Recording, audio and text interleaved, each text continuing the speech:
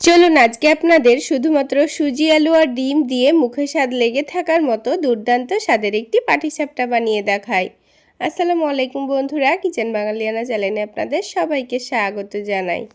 তো সবার প্রথমে একটা মিক্সিং জারের মধ্যে হাফ কাপ পরিমাণ সুজি নিয়ে নিচ্ছি, আর ওই হাফ কাপ সুজির মধ্যে হাফ কাপ পরিমাণ পানি দিয়ে দিচ্ছি। এবার এটাকে খুব ভালোভাবে ব্লেন্ড করে নিতে হবে। এই হাফ কাপ সুজিতেই কিন্তু বড় বড় 4টে মতো পাটিসাপটা হয়ে যাবে। যদি পাটিসাপটার পরিমাণ বাড়িয়ে নিতে চান তাহলে সুজির পরিমাণটাও কিন্তু বাড়িয়ে নিতে হবে। তো ব্লেন্ডারটা ধুয়ে আরও হাফ কাপ পরিমাণ পানি দিয়ে দিচ্ছি। যেহেতু পাতলা করে ব্যাটার তৈরি করতে হবে তাই একটু পানির পরিমাণটা বেশি দিয়েছি। হাফ কাপ সুজির জন্য আমাদের টোটাল লাগছে 1 কাপ পরিমাণ পানি। তো পানি দেওয়ার পর দেখুন আবারও সব কিছু ভালোভাবে মিশিয়ে নিচ্ছি। এবার এখানে একটা ডিম দিয়ে দেব। যেহেতু আমি শুধুমাত্র সুজির মধ্যে কোনো রকম আটা ময়দা ব্যবহার করছি না, তাই শুধু এখানে একটা ডিম দিয়ে দিচ্ছি। আর এই ডিমটা দেওয়ার কারণে কিন্তু পাটিসাপটাগুলো বানানোর সময় ভেঙে যাবে না। তারপর দিয়ে দেব স্বাদ মতো লবণ আর দিয়ে দেব চিনি। এতে করে পাটিসাপটার টেস্টটা কিন্তু অনেক ভালো আসবে। এবার ডিমটাকে এই সুজির সঙ্গে খুব ভালোভাবে মিশিয়ে নিতে হবে। খুব সুন্দর করে মিশিয়ে নিলে দেখবেন সুজির সঙ্গে কিন্তু ডিমটা খুব সুন্দরভাবে মিশিয়ে নেওয়া হবে, আর এই ব্যাটারটাও কিন্তু আগের থেকে অনেকটাই ঘন হয়ে যাবে। তো দেখুন কিছুক্ষণ খুব ভালোভাবে মিশিয়ে নিয়েছি। এখন কিন্তু আমাদের সুজির ব্যাটার রেডি। এটাকে এখন এক সাইডে রেখে দেব।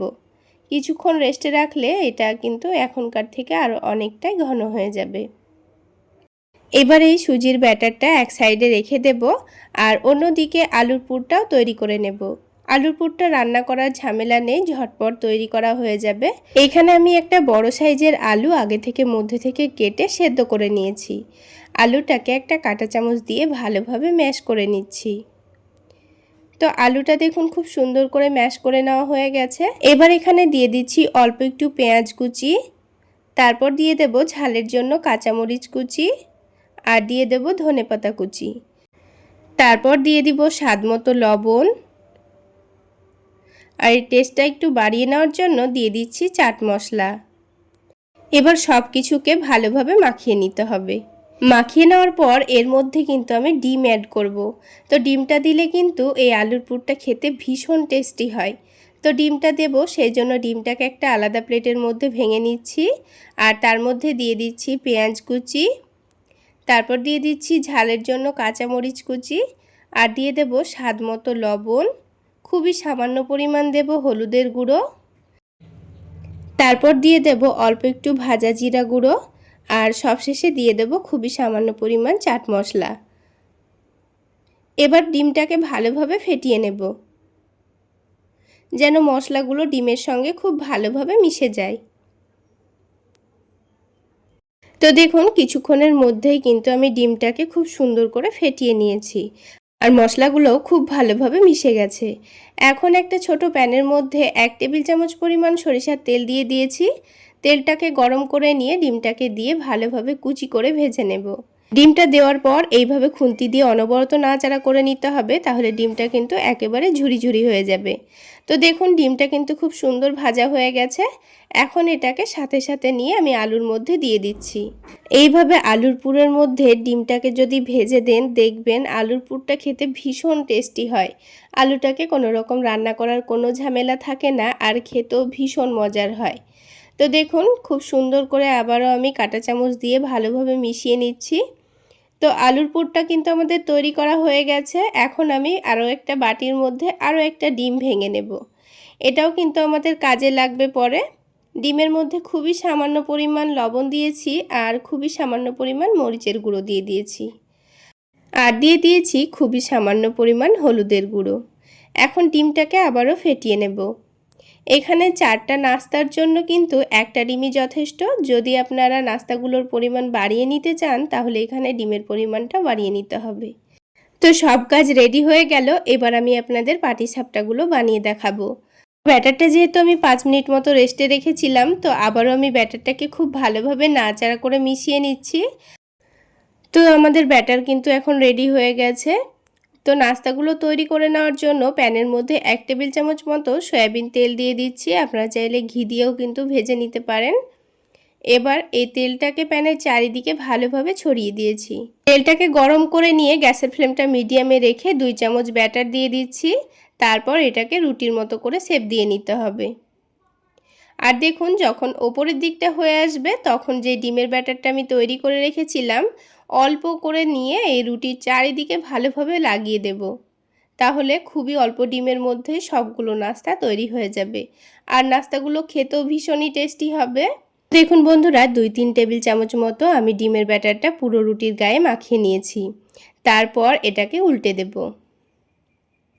উল্টে দেওয়ার পর দেখুন উপরের দিকটা কিন্তু খুব সুন্দর ভেজে নেওয়া হয়ে গেছে। এখন এর ওপরে আমি দিয়ে দেব টমেটো সস। ওপর থেকে টমেটো সসটা লাগিয়ে দিলে কিন্তু পাটিসাপটাগুলো খেতে ভীষণ টেস্টি হয়। তো লাগিয়ে দেওয়ার পর যে আলুর পুরটা তৈরি করে রেখেছিলাম সেটাকে দেখুন আমি হাতের সাহায্যে লম্বা করে নিচ্ছি। তারপর রুটির এক সাইডে ভালোভাবে লাগিয়ে দেব। এবার এটাকে ফোল্ড করে নিতে হবে, তাহলেই আমাদের সুজি আলুর মুখরোচক পাটিসাপটা তৈরি হয়ে যাবে।